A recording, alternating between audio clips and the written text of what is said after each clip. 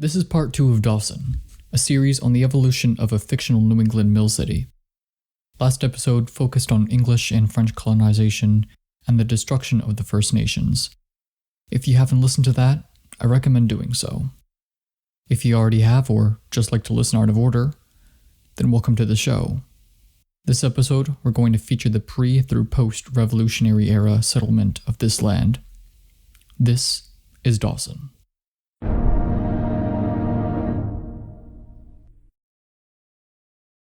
Do you believe in ghosts? Do you believe that ghosts can haunt a land soaked in their blood? People will plant their stake in a land running with blood, but don't think that something like that will happen to them. Won't be me. I'm not usually one of the superstitious kinds, but I make an exception with this. Isn't it usually a superstitious thing to build a house on Native American burial ground? What about a whole town? Or even a country? For the few of the Amazigh that are still alive, a blow would come in the year 1713. From 1703 to 1712, Queen Anne's War raged on in the New World, as land disputes between England and France continued to get heated in Maine. The new French colonists, who controlled New Brunswick, Nova Scotia, and the St. Lawrence River Valley, continued to enlist the help of the Wabanaki against the New England colonists. Following successful raids against English settlements built on First Nations land in Maine, in early 1704, 300 men of both French and Native American backgrounds were assembled to perform a raid on a town called Deerfield. One famous account of an English villager is of Reverend John Williams, who later in life wrote a book about his experience, titled The Redeemed Captive Returning to Zion. Around 100 English villagers were killed and another 109 captured. Those captured were taken on a march to Canada, to New French territory, a 300-mile trek during a cold February winter. A number of the captives were either women or children, as the Native Americans thought they would be more likely to assimilate than adult men. During the march to Canada, those who could not keep up were shot, leaving 20 dead in the end. The trek ended when the party reached the new French fort Tremblay, between Montreal and Lake Champlain. The captives were then gradually assimilated into Native American families. The children were adopted, where adults were either married into the tribe or released in prisoner exchange negotiations with the English. In response to the raid and the subsequent trek, governors of northern New England colonies fortified their defenses and significantly raised the bounties on Native American scalps. Several retaliatory raids on new French settlements were carried out by New Englanders in places like Castine, Maine, and St. Stephen, New Brunswick. A Jesuit priest became famous during his work alongside the Eastern Abenaki people. Father Sebastian Rail maintained resistance against the New England colonists as the increasing population in the Kennebec Valley became a growing threat to the Abenaki people. The governor of Massachusetts, Joseph Dudley, suspected Father Rail as a threat and placed bounty on him. Soon after, the Massachusetts colony sent a batch of almost 300 militiamen to capture Father Rail and burn the Abenaki village of Norridgewock. Before the force arrived, Father Rail fled to the forest to escape the raid. He then said in a letter to his nephew, verbatim, quote, "It is needful to control the imagination of the savages. Too easily distracted, I pass few working days without making them a sort exhortation for the purpose of inspiring a horror of the vices to which their tendency is strongest, and for strengthening them in the practice of some virtue. My advice always shapes their resolutions." End quote. Raids against both New England and New French colonies continued on for years. In late 1710, an alliance over 3,500 British and New England troops captured the New France capital of Port Royal. A whole 1-week siege ended with the capture of Nova Scotia. French control still remained in eastern Maine and New Brunswick, while New England would continue to dispute ownership of this land. New France played their hand, but New England gave them a straight flush. As Wabanaki raids against villages in Maine continued, a treaty was signed in 1713.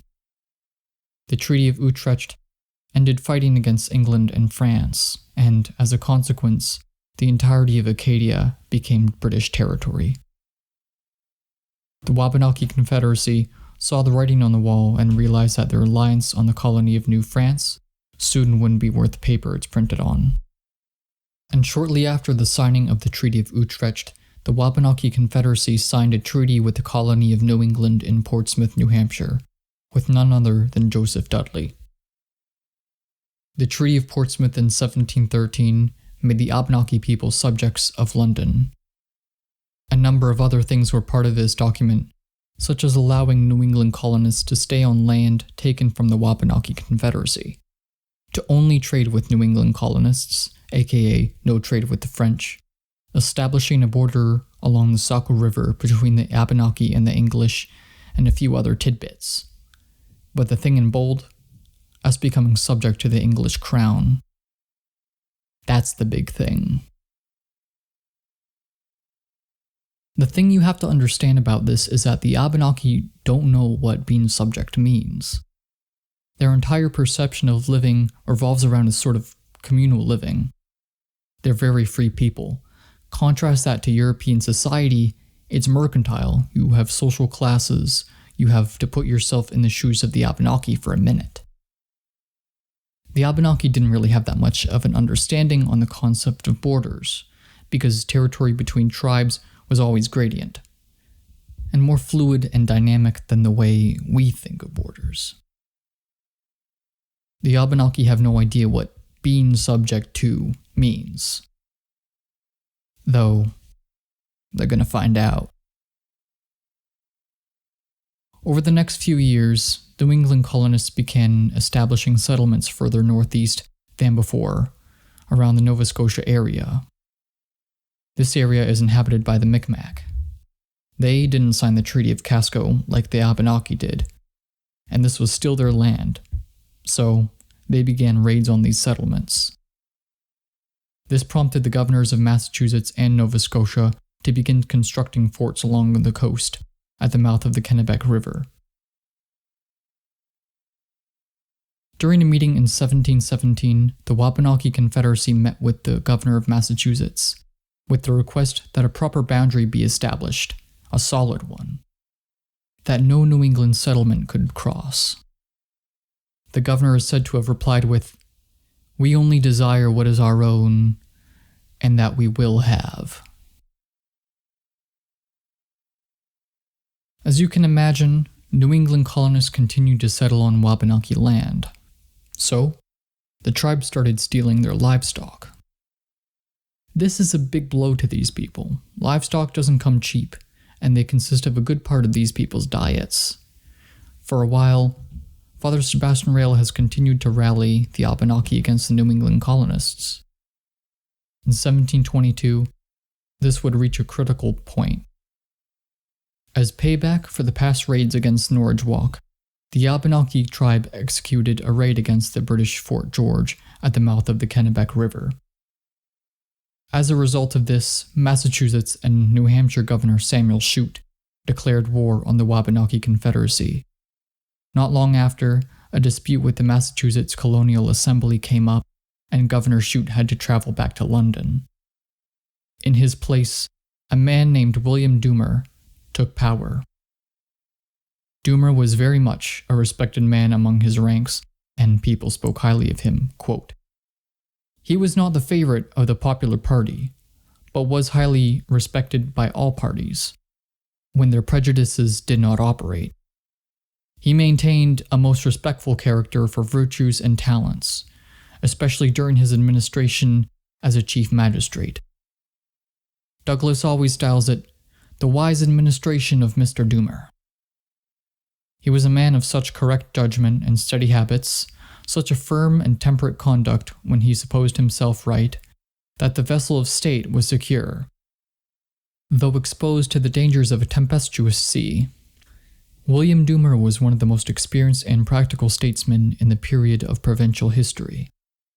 The office of Commander-in-Chief of the province devolved on Lieutenant Governor Dummer, which he sustained with no less fidelity to the king than to the province, the interest and rights of which he bent the whole force of his powerful mind to maintain, avoiding unprofitable controversies." End quote.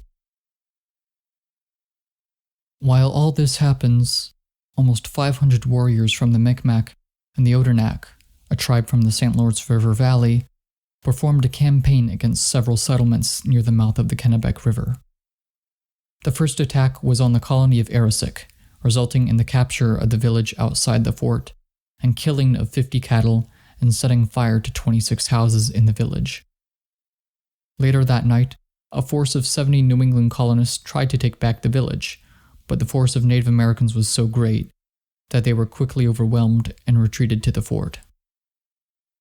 After the attack on Arisic, the force of Native Americans moved to Fort Richmond to do the same that they had done at Arisic, trying to break down the New England colonists as best they could to take back their land. To use a racing analogy, it's like when you do a pit stop and when you get back out on the track, well, the Wabanaki are at the back, and they're trying to maneuver the best they can and take on the other cars of the New Englanders. And with each fort attacked, they passed them. And with the New England colonists attacked the Wabanaki, it's the New Englanders who are passing the Wabanaki. It's a cat and mouse game. And these attacks just keep coming and coming and coming. Sometimes it's the New Englanders who are losing, and other times it's the Wabanaki. In 1724, an offense of 200 New England soldiers attacked Norridgewock with the intent of killing Father Sebastian Rail. 160 Abenaki tried to escape the attack, but many were killed trying to do just that. The chief was killed, and so were many women and children. And so was Father Sebastian Rail. The death of Father Rail at the Battle of Norridgewock has gone down in history as something of a martyrdom. The story goes that he was riddled with bullets from New England soldiers at the foot of a cross, while being shielded by 7 Abenaki that he converted to Catholicism. But with stories, you have to question everything. People tend to romanticize everything and look for the positives in the bad. We forget about the gory details on purpose and try to dig around and find something that we can hold on to. You know, with the Second World War, there's a whole slew of horrible stuff that doesn't make it into the history books, or at least that we ignore on purpose. Instead, we look back and we're sentimental. That's exactly what happened with Father Rail. In fact, many historians say exactly this. And the reason this happened was that French politicians needed a political martyr, almost like a Nathan Hale. One fascinating fact that I learned in researching this is that Father Rail is absolutely hated by the Wabanaki even today. He's the one blamed for the destruction of the Abenaki. After all, wasn't he the one that kept stirring the pot? He's blamed among the Wabanaki for selling out the Norridgewock as well. From Dr. Frank Speck, who I've quoted before, quote, "The legend runs as follows. When the English came to Norridgewock, the French priest sold the Indians to the English. The English gave him a bag of gold, and they promised that he should not be killed when the attack was made. On that day, he called the Indians into the church, but one of the old women warned them not to go, as she had a presentiment of trouble. Her folks ridiculed her, saying that she was silly with old age. When they had gathered in the church, the English attacked, and the old woman was the only one to escape, taking with her her grandchild on a cradleboard and swimming the Kennebec River. The rest of the people were killed. During the massacre, one of the Indians tomahawked or shot Rail in revenge. The same story, strange to say, is well known among the Penobscot and the Maliseet. Among the Penobscot, there are supposed descendants of this grandchild, whose name was Bamsey, according to a historical legend. End quote. That sounds like something straight out of a Hollywood movie. Father Rail makes a deal with the English who requests Father Rail to set it up, then rally almost the entire village into a church, like a Judas kiss. That may be the most ironically appropriate way to put that. It's perfect for a story. Maybe that's just what it is, though. A story. Even then, I've read the accounts of several Wabanaki who claim to be the descendants of Bamsey. So, maybe it's not just a story. That's the most difficult part with this era and place in history. There's not much cold hard fact to go on. Instead, it's stories. It's also known that after the Battle of Norridgewock, some Abenaki survived the ambush. Since there was nothing left of the village, they were forced to move north to other Abenaki villages in the St. Lawrence River Valley. Later, in 1724, Penobscot leaders requested to settle peace negotiations with Lieutenant Governor William Toomer, though the French authorities opposed this as they wanted the war to keep going on. Half a year later, the lieutenant governor ceased hostilities against the Wabanaki, and treaties were signed in Maine in 1725, and the year after in Nova Scotia. Some years later, the population of the First Nations dropped along the Kennebec and Penobscot rivers, being replaced by more New England colonists, fortifying British control in the region. Over the next 15 years, every minor conflict resulted in the reinstatement of Doomer's War Treaty. After the signing of this treaty, many Abenaki bands would migrate to the St. Lawrence River Valley through asylum offered by French Canada. Continuing settlement and hunting by English colonists made life all the more difficult, with many killing Abenaki on first sight. Doomer's War was the last big war for the Abenaki for some time. King George's War would be fought by other Wabanaki nations.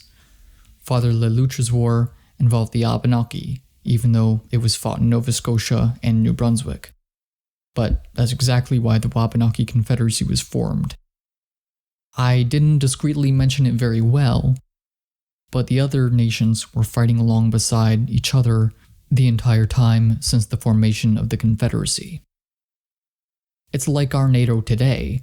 If someone attacks you, I'll send my troops. If someone attacks us, you send your troops. Deal?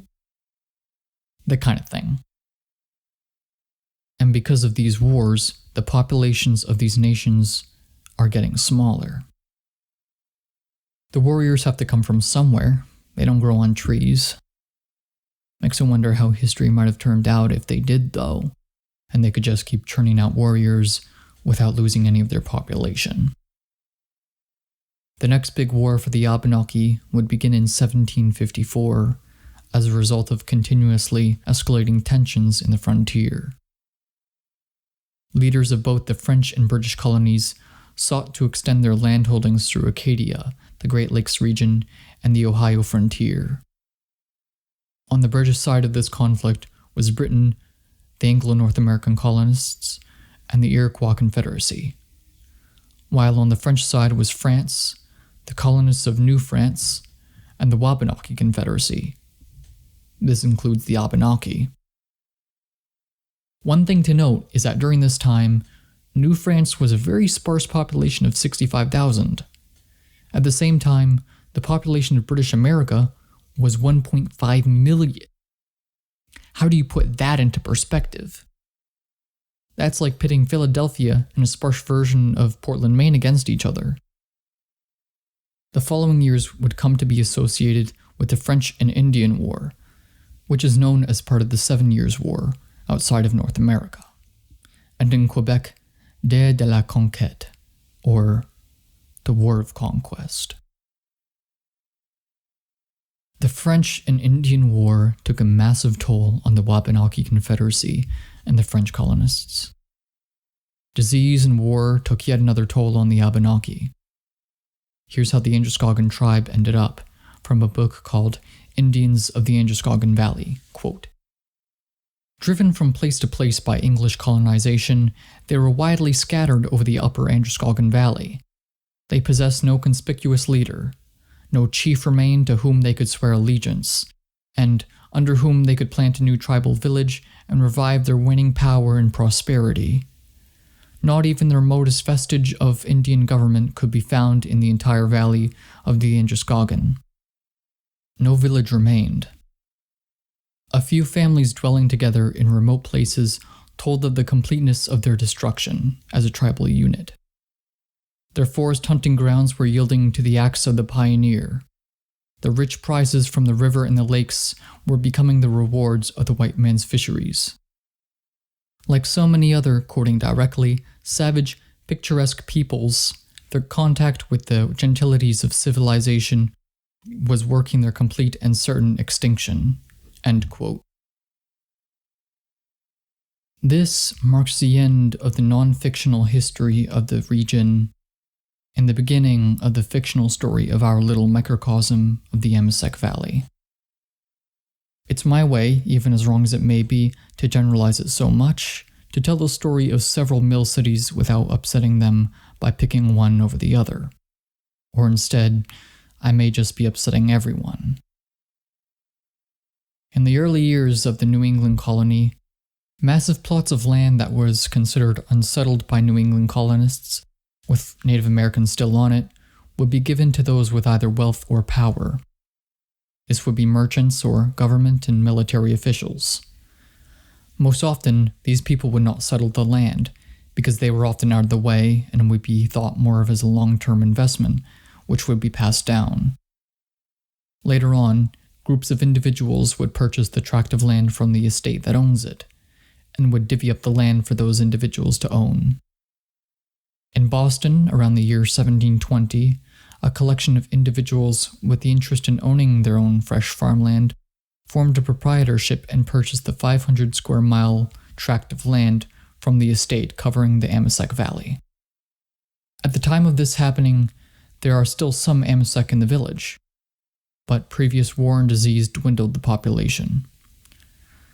The Amesec would experience the final blow with the settlement by the Amesec proprietors.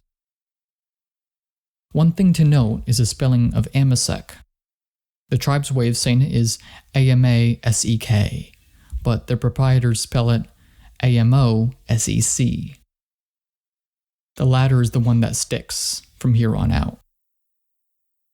The Amesec proprietorship begins as a venture between several merchants with the interest in surveying and subdividing the land. Just after the American Revolution, many Americans, with that being a new national identity, felt that ownership of land was a way to wipe off English ideologies which were still present in the cities. Land ownership was a freedom itself, and was a way to obtain freedom which was the latest trend at the time. Americans adopted a system of land ownership called fee simple, meaning that land ownership came without any strings attached or services due, like fighting in wars or paying crop fees to the government. Land for Americans was viewed, as writer James Howard Kunstler describes, quote, a commodity for capital gain. Somebody would buy a large tract of land and subdivide it into smaller parcels at a profit. The identification of these extreme individualism of property ownership with all that is sacred in American life has been the source of many problems. Above all, it tends to degrade the idea of the public realm, and hence of the landscape tissue that ties together the thousands of pieces of private property that make up a town, a suburb, a state. End quote. At this time in American history, there was so much cheap land available that if you wanted it, you could have it. How else are you going to permanently colonize an area? Don't even think about settling here anymore because I have a town here. Before 1770, 60 families left Boston to live in the Amesec Valley in the plots of land purchased by them. The Stamford brothers have the biggest share of the proprietorship, 2 veterans of British military service. On the plan is a small area of land set aside for a village crossing.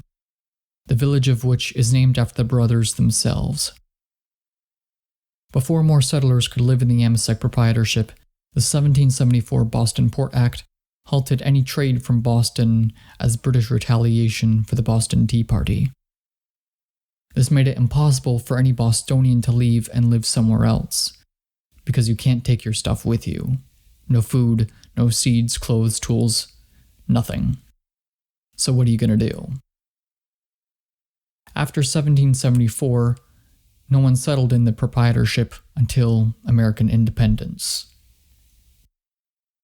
The 60 families that settled in the area lived a hard pioneer's life. The first thing that these settlers would do is build a rough cabin, something just to live in while you plant your stake. These are tiny, one-room buildings with a big fireplace. That was your furnace, oven, stove, and microwave. You also had to clear land so that you could actually start planting something. If you were a lucky person and got a plot of land with a clearing, you can skip the part B. But a lot of people had to clear these old-growth forests themselves, these really dense woods. They aren't like what we see a lot of today unless you go out to unspoiled wilderness. Not only did you have these big trees close together, but you also had a ton of shrubbery and rocks. Big boulders, because after all, this part of New England is not known for its flat plains. Novelist Gwen Tyneman writes, quote, "It took 4 or 5 years for a family to clear 10 to 15 acres required to sustain them. An efficient workman on his own might clear an acre of land in a week with no time left over for burning the wood. But half a dozen men working together could chop and burn an acre in a single day. Affluent settlers could hire choppers to clear their land for a wage, plus meals and lodging, as stipulated in their contract. New settlers with financial means often hired American choppers, Irish immigrants, or other inhabitants eager to earn a wage per acre. Once the work was done, the choppers would collect their pay and continue on to work for subsequent families. Many hands made light work of tasks too onerous for individual families to accomplish alone. Pioneer cooperation often took the form of a logging bee. A family would invite other settler families from within a 15 to 20 mile radius to attend the bee. Each family would bring oxen and implements with them. One of the men would organize laborers and issue directions. The early settlers employed a variety of methods for clearing the land for cultivation. Once underbrushing was complete, the work of removing trees began. Slashing was a common approach whereby trees were chopped down and left wherever they fell to dry out and later be burned. In a similar but more organized manner, windrow felling involved cutting trees so they fell into rows." End quote. Once the land was cleared, it was pretty much off to the races with farming, and hoping that the harvest would be in favor each year. The years that weren't hit you hard. These people need to have faith that this year's harvest will be good, so these settlers were very religious and very Protestant. So much so that they looked down on Catholicism, and we'll see this in the next episode.